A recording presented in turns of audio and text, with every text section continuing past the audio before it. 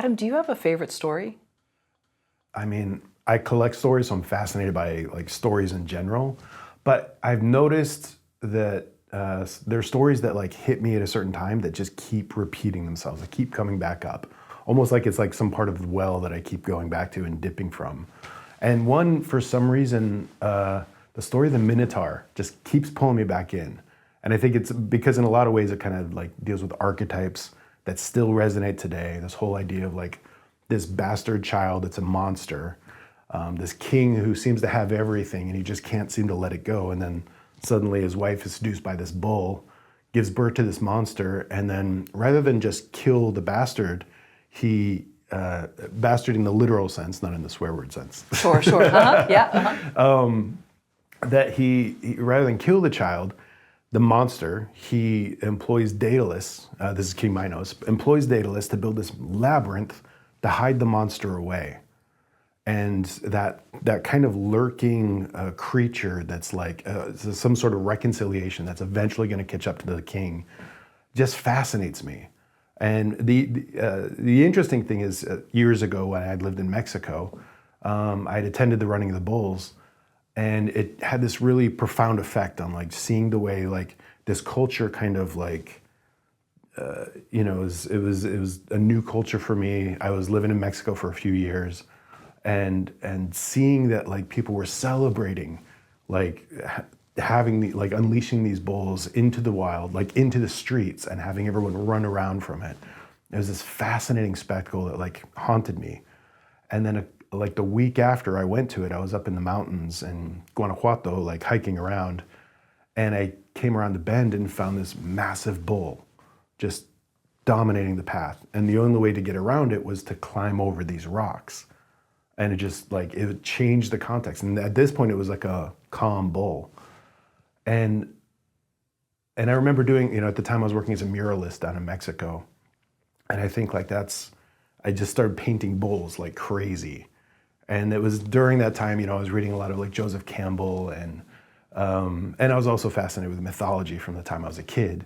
So I think that kind of, that just the reality of like, what is it like to stare in the eyes of a monster?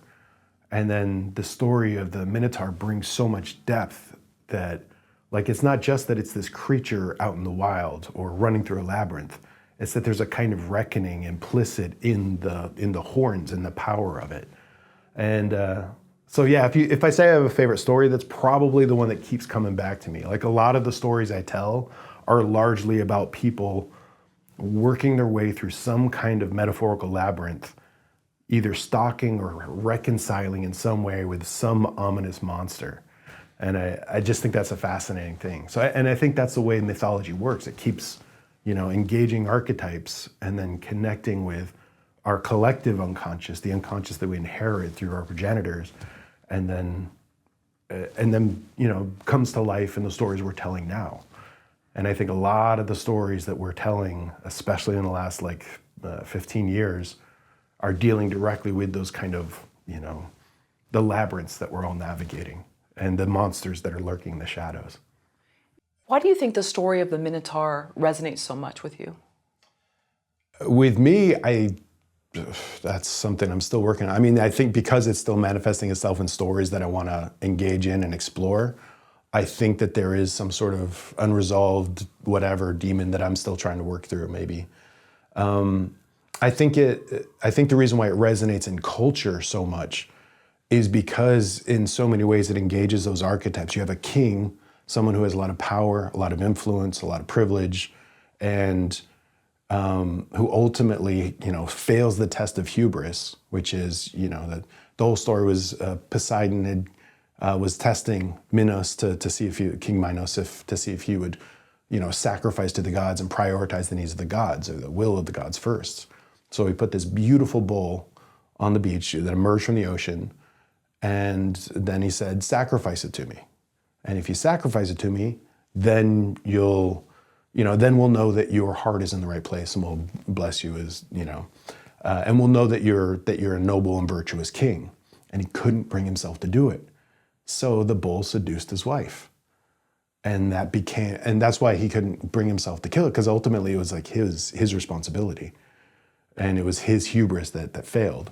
So I think that's fascinating. I think one thing I think is interesting about it is from every single perspective of the story, you have Theseus, you have the ball of string, you have Ariadne, which is the daughter of King Minos. She ends up being like knowing the secret to the labyrinth, and she gives a golden ball of spool to Theseus. He goes in, slays the Minotaur, and then finds his way out using the golden spool. And there's so many loaded metaphors, but also characters with real depth. Like this is a simple kind of iconic story, and yet there's hubris, but I don't know if you can say King Minos is evil. You know, it's about like the play of power, and even the Minotaur, you know, he's regarded as evil by some, but also it's like, you know, the Minotaur didn't choose to be the product of this kind of bastardization. And I think that's something that I think is fascinating. I think that's the way myth works, is we try to take complex scenarios, the complexity of the world, and give it character and value, give it features of character, and represent it in these narratives, and that helps us to kind of engage with the narrative. That's why I think mythology in general keeps coming back to us. Like, you know, most of what we talk about with like conspiracy theory, pretty much social media is all conspiracy theory or propaganda. And ultimately, propaganda and conspiracy theory in particular is the machine of mythology at work. It's the way we engage the world around us through characterization. And I think at the core of that, that's why these stories are so important. You know, it could be also because, you know, we're in the West and we've inherited a lot of the Western traditions. So I think these mythologies still resonate. But for me in particular, you know, the story of the Minotaur, I think keeps speaking to corruption, labyrinth, like Daedalus is, you know, especially when you talk about social media and tech and everything, Daedalus is iconic because he represents the techne, the artist.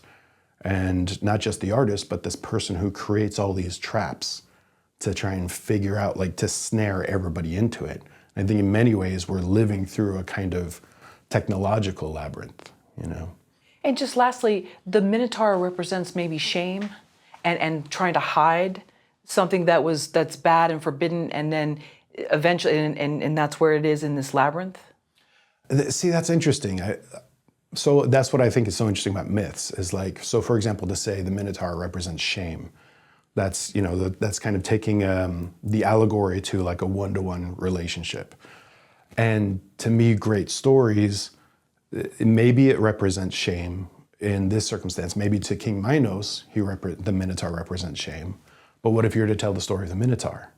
You know, this person that's just thrust, or this monster who's thrust into the situation that didn't ask to be in the situation, but also has a certain power and has a certain kind of strength and commands fear as someone that's terrifying. Some cultures would deem it as evil. And to me, you could explore it from the perspective of like, you know, why do we need to reduce things that like look at things with such low resolution as to say that's evil? And, you know, so it ultimately comes down to what story, whose perspective you're taking. And I think that's the process that I'm interested in when it comes to story, which is I think great story gets us to look beyond simple facades and simple icons and starts to say, what is my relationship to the people around me? And we arbitrate that largely through metaphor. Thank you for watching the video all the way to the end. Here is a complimentary question from our book Story Questions.